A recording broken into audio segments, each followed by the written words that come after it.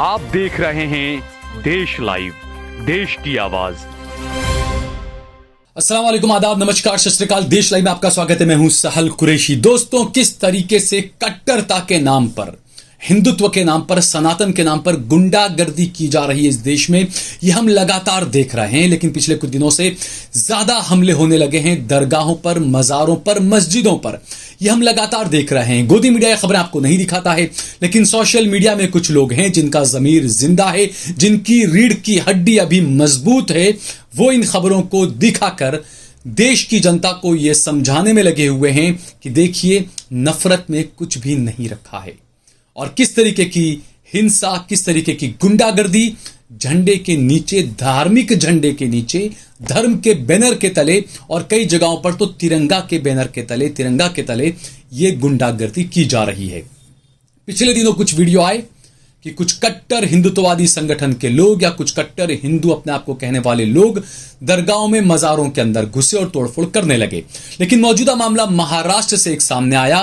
बड़ा अजीब मामला है कि 200 साल पुरानी एक दरगाह है, एक मजार है। वहां पर एक मैडम, देशमुख मैडम है, वो पहुंच गई अचानक, कट्टर हिंदू किसी संगठन से जुड़ी हुई, और उन्होंने उस दरगाह के ऊपर खुद का कब्जा, खुद की मालिकी जाहिर करने की कोशिश की और वहां पर जाकर कवर करना शुरू कर दिया और ये दावा किया कि ये जमीन तो मेरी है, मेरे बाप की है या जो भी। 200 साल से वहां पर मजार है, 200 साल से वहां पर दरगाह है। लेकिन यहां पर किस तरीके की ये राजनीति चल रही है आप देखिए दोस्तों। वो मैडम वहां पर पहुंची कुछ हिंदू संगठनों के लोगों के साथ में, दरगाह में तोड़फोड़ करने लगी, पतरे हटाने लगी और कवर करके वहां पर खुद का कब्जा दिखाने लगी।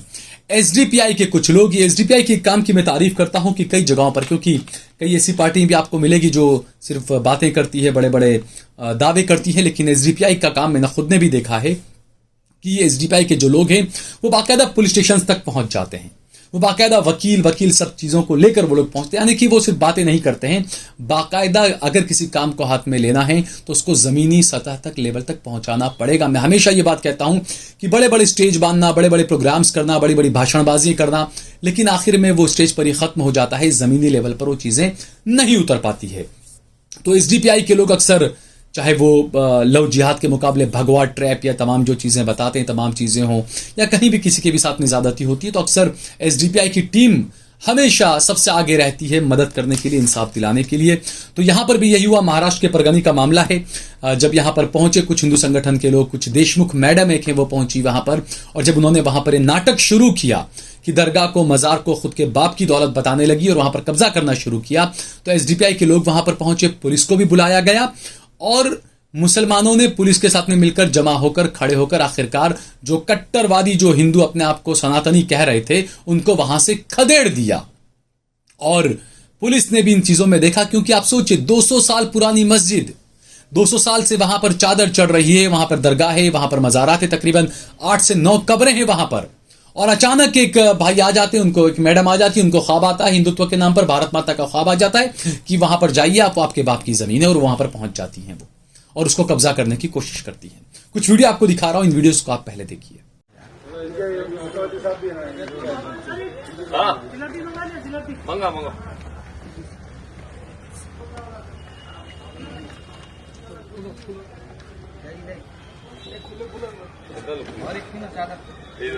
सब पे डालो इरफान, उधर की चादर इधर भी डालो, एक ही क्या डालो,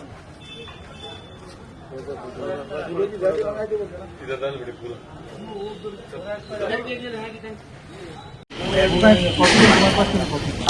तुम इधर आओ ना, ठीक है, चलो कागज निकालो, ये दिन और इसके मत कहानी मालूम है, मैं किसी को नहीं मालूम। तो देखा दोस्तों आपने, ये मामला है 10 सितंबर का। 10 सितंबर के दिन गुजरी बाजार में मौजूद 200 साल पुरानी खादिम शजर माह मेहंदी तकिया नामी दरगाह है, और इसी पर कुछ हिंदू कट्टरवादियों ने आकर हमला बोल दिया, धावा बोल दिया और यहां पर कब्जा करने की कोशिश की, और ये बताने लगी कि ये जगह जो है वो मेरी प्राइवेट प्रॉपर्टी है, और इसको लेकर वहां पर उन्होंने जो चीजें, इस्लामिक किताबें या जो भी थी, सब चीजों पर उन्होंने बेहुरमती करना शुरू कर दिया। और एसडीपीआई के जो जिम्मेदार हैं, उनको जब खबर मिली, एसडीपीआई के जिला अध्यक्ष और महासचिव हाफिज मोहतसिम मौके पर पहुंचे, उन्होंने पुलिस को भी बुलवाया। इस दरगाह के जो मुतवल्ली अतीक इनामदार हैं और एडवोकेट आसिफ पटेल और परभणी के नौजवान वहां पर पहुंच गए और उसके बाद में उन्होंने पुलिस को फोन किया। पुलिस भी आई, पुलिस ने तमाम चीजें पूछी और उसके बावजूद भी चूंकि उनको तो लगता है कि सरकार हमारी है, तो ये तो जो कहावत है ना कि सैया मोहे कोतवाल तो भाई डर काहे का, यानी आपके पास में कुछ है ना हो। जैसे हुआ ना अचानक ही अनभक्तों को ख्वाब आ गया कि इंडिया नाम तो अंग्रेजों ने रखा था, ब्रिटिश ने रखा था, तो अब इसको भारत कहा जाए। वो अनभक्त ये भूल गए कि महंगाई के सामने आपको इंडिया भारत में लड़वाया जा रहा है, लेकिन जो संविधान है उसके आर्टिकल 1 में साफ कहा गया है इंडिया ही भारत है, भारत ही इंडिया है, तो कोई सवाल ही नहीं होता कि आप इस पर बहस करें। और जो आप देखिए आपका जो भारत का जो पासपोर्ट है उसके ऊपर साफ पहले से बरसों से लिखा हुआ है भारत गणराज्य। तो ये तमाम चीजें कुछ बहस का विषय नहीं था और आप लोगों को उलझा दिया गया, उकसा दिया गया और आप लोग इसकी बातों में आ गए। भारत और इंडिया को लेकर आप बहस करना शुरू कर दिया आपने, ताकि दूसरे मुद्दों से आपका ध्यान भटकाया जाए। तो ये भारत इंडिया और ये तमाम चीजें, इस पर तो बहस होती रहेगी। और इंडिया भी जो नाम है उसको लेकर ये बहस है कि इंडिया नाम कोई ब्रिटिशर्स ने नहीं दिया था। जो इंडस नदी, इंडस वैली, उसकी वजह से जो सिंध कहा जाता है, हिंदुस्तान भी जो है वो ये बहस उठी कि हिंद नहीं है वो सिंध है, सिंध नदी की वजह से। तो हिंदू नहीं थे ये लोग, सिंधु थे, उस वजह से यहाँ का नाम हिंदू और सिंधु पड़ा। तो ये तमाम चीजें ये बहस का विषय है। हालांकि सुप्रीम कोर्ट ने भी कहा कि हिंदू कोई धर्म नहीं है, तो ये तमाम अलग बहस का विषय होता है। लेकिन अनभक्तों को कौन समझाए किस तरीके से उलझाना, वो मोटा भाई को छोटा भाई को बहुत अच्छे तरीके से आता है कि आपका ध्यान न जाए कि G20 में क्या कुछ हुआ क्या कुछ नहीं हुआ, G20 में क्या कामयाबी मिली, भारत को क्या मिला, क्या हासिल हुआ, ये किसी को नहीं पता, क्योंकि आप उलझे रहे कि महापुरुष आगे चल रहे हैं, 20 देशों के उनके राष्ट्राध्यक्ष पीछे पीछे चल रहे हैं। तो आज ये अनभक्तों ने माना कि भारत जो है वो विश्वगुरु बन गया, क्योंकि हमारे प्रधानमंत्री के पीछे 20 विदेशी लोग चल रहे हैं, विदेशी देशों के राष्ट्राध्यक्ष चल रहे हैं।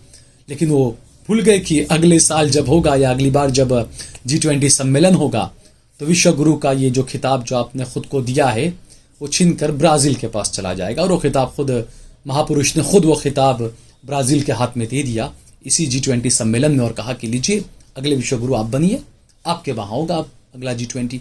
तो ये अमूमन ये चीजें जो रहती हैं अनभक्तों को समझना होगा कि G20 का जो सम्मेलन होता है, G20 के जो देश होते हैं, एक एक करके, वो कहते हैं ना वाराफरती, एक एक करके सभी का नंबर आता है, सब देशों को मौका मिलता है कि G20 का सम्मेलन आप अपने वहां पर करें। तो इसमें हमारे महापुरुष की कोई बड़ी बात नहीं है कि उनको मिल गया, ये भारत उसका हिस्सा है तो भारत को ये मिल नहीं था, भारत में G20 होना ही था। वो बात अलग है कि जो पंडाल बनाया, जो मंडपम बनाया, भारत मंडपम, उसमें पानी भर गया और ये तमाम चीजें, सब अलग चीजें होती है। और उसी के अंदर वहां पर 2 सबसे बड़े जो मुस्लिम चेहरे थे, रजब तैयब अर्दगान और इसके अलावा एक और जो ओमान के जो थे, उन्होंने हमारे प्रधानमंत्री को बड़े, कहते ना, बड़ा मीठा मीठा वो करके अच्छे से इतने कड़वे कैप्सूल दे दिए उन्हें मिठाई में लपेट लपेट के कि किस तरीके से मुसलमानों पर हमले हो रहे हैं, किस तरीके से कुरान को जलाया जा रहा है, किस तरीके से मुसलमानों का बाइकआउट किया जा रहा है। इन तमाम चीज़ों को लेकर खूब अच्छे से मोदी जी को लपेटा, लेकिन गोदी मीडिया ने तमाम चीज़ें नहीं बताई, ये हम आपको बता रहे हैं। तो बहरहाल इस तरह से देश का माहौल ऐसा बना दिया गया और अनभक्तों को इस तरीके से वो कहते हैं ना जहरीली घुट्टी दे दी गई। मेरे जो भोले भाले हिंदू भाई हैं जिनके पास में नौकरी नहीं है, जॉब नहीं है, क्योंकि ये हमेशा कहा जाता है ना कि खाली जहन खाली दिमाग शैतान का होता है, तो वही हाल हो रहा है। जब हमारे हिंदू भाइयों के जो खाली दिमाग हैं बेचारे, जिनके पास में नौकरी नहीं है, नौजवानों के पास में, तो शैतान ने देख लिया, मैं किस शैतान की बात कर रहा हूं आप समझ सकते हैं। शैतान ने देख लिया कि हाँ भाई हमारे युवा का दिमाग खाली है, तो क्यों ना इसके अंदर घुस दिया जाए और इसके अंदर गाय का गोबर घुसा दिया जाए चमनप्राश के नाम पर। तो वही सारी चीजें इस देश के अंदर हो रही है। तो इस तरीके से दरगाहों को किस तरीके से तोड़ना, किस तरीके से दरगाहों का पूरा बदल देना, हमने देखा अहमदाबाद के अंदर पिराना की जो दरगाह थी, इमाम शाह बाबा की दरगाह, उसका किस तरीके से उसको बदल दिया गया। दरगाह जैसा कुछ रखता ही नहीं है, उसको पूरा एक तरह से मंदिर बना दिया गया, लेकिन कोई आवाज उठाने वाला नहीं। सोशल मीडिया पर ही इसकी आवाज मैंने और कुछ और मेरे साथी यूट्यूबर्स ने उठाई, लेकिन मेन स्ट्रीम मीडिया में, गोदी मीडिया में आपको ये नाइंसाफी के लिए कहीं कोई आवाज नजर नहीं आएगी दोस्तों। तो मैं इसलिए बार बार कहता हूं कि हमारा ज्यादा से ज्यादा सहयोग करें। अगर आपने हमारा चैनल देश लाइव सब्सक्राइब न किया हो तो हमारे चैनल को जरूर सब्सक्राइब करें। सोशल मीडिया के तमाम प्लेटफॉर्म्स पर, फेसबुक पर, ट्विटर पर, इंस्टाग्राम पर, एक्स पर आप देश लाइव के पेज को फॉलो करें। सहल कुरैशी और सहल कुरैशी ऑफिशियल पेज को भी जरूर फॉलो करें। हमने हमारा नंबर भी दिया हुआ है, अगर आपके दिल में जहन में कोई सुझाव है तो हमें सुझाव भी दें। आप अगर अब्दुल हैं, रमेश हैं, नरेश हैं, मुकेश हैं, माइकल हैं, आप जो भी हैं, आपके साथ में अगर नाइंसाफी हो रही है, गलत हो रहा है, तो आप जरूर हमारा संपर्क करें। हम और हमारी पूरी देश लाइव की टीम आपकी आवाज को उठाने की पूरी कोशिश करेगी। हमारा ज्यादा से ज्यादा सहयोग भी करते रहें।